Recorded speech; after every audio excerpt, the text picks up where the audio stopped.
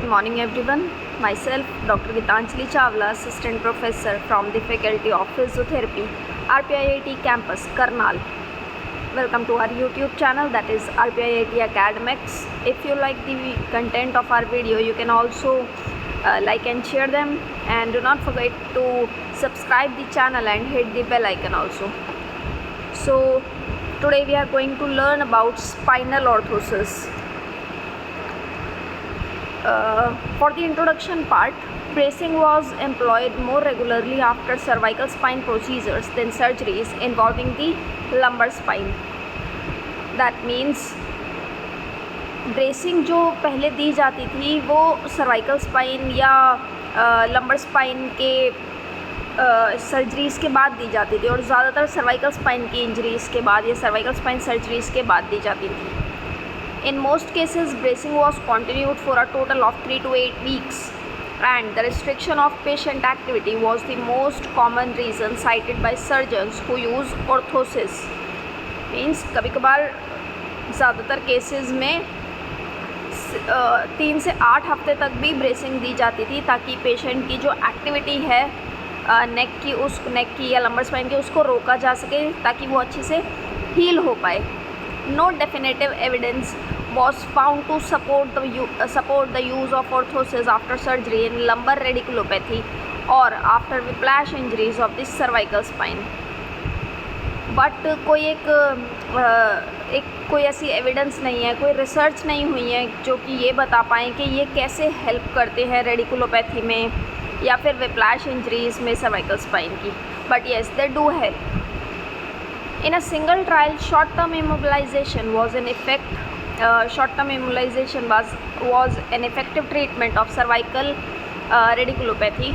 Orthoses are not recommended for non-specific low back pain. Means एक बार ये भी देखा गया था कि short-term immobilization जो है वो रेडिकुलोपैथी में, सर्वाइकल रेडिकुलोपैथी में इफ़ेक्टिव भी है.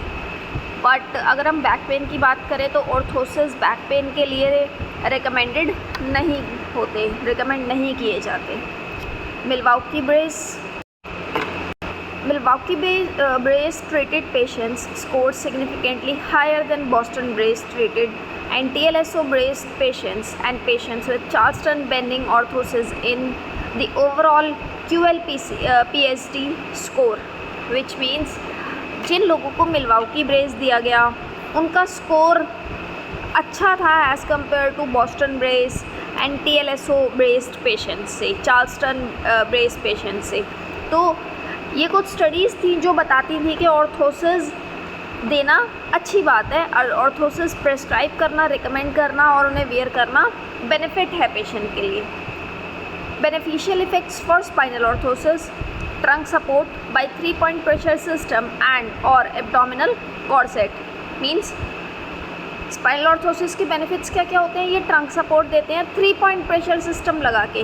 कोई भी brace mainly 3-point pressure system पर ही वर्क करता है. 2 एक डायरेक्शन में फोर्स लगते हैं, तीसरा उसके ऑपोजिट डायरेक्शन में, which is known as the 3-point pressure system. Increase intracavity pressure. The corset increases the effectiveness of abdominal muscles in elevating the intra-abdominal pressure, which means जो हमारे ऑर्थोसिस हैं वो हमारा इंट्रा-एब्डोमिनल प्रेशर भी maintain करवा के रखते हैं, जिससे कि हमारी जो एब्डोमिनल मसल्स हैं उनकी इफ़ेक्टिवनेस और ज़्यादा बढ़ जाती है. Motion restriction limits the motion, thus helps in reducing pain and provide stability.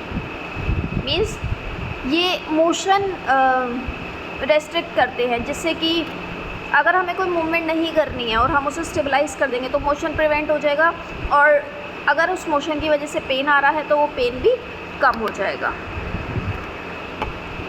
Kinaesthetic reminder: telling the brain that something is wrong and you need to restrict certain motions in certain ways through the kinesthetic reminder. Which means हमें कहीं का अगर motion रोकना है और हम उस place को किसी चीज़ से टच करवा के रखते हैं तो हमारे ब्रेन को ये सिग्नल्स जाते रहते हैं कि हमें यहाँ मोशन नहीं करना है, जिसकी वजह से मोशन रेस्ट्रिक्ट होता है और पेन कम हो जाता है. It worked extremely well and force the patient to utilise his or her own musculature to correct without having to compress down or specifically hold tight to the musculature which can often cause some atrophy, which means ये हम tight नहीं बांधते हैं या इससे कोई muscle की atrophy नहीं होती क्योंकि मसल यूज़ हो रही है अंडरनीथ दी ऑर्थोसिस। तो ये एक बेनिफिट इफ़ेक्ट है उसका कि मस्कुलेचर बचा रहता है, वो लॉस नहीं होता, मसल्स की एट्रोफी नहीं होती with the help of orthosis use. Patient को काइनेस्थेटिक रिमाइंडर मिलता रहता है और मसल्स भी सेव हो जाती हैं। Thank you.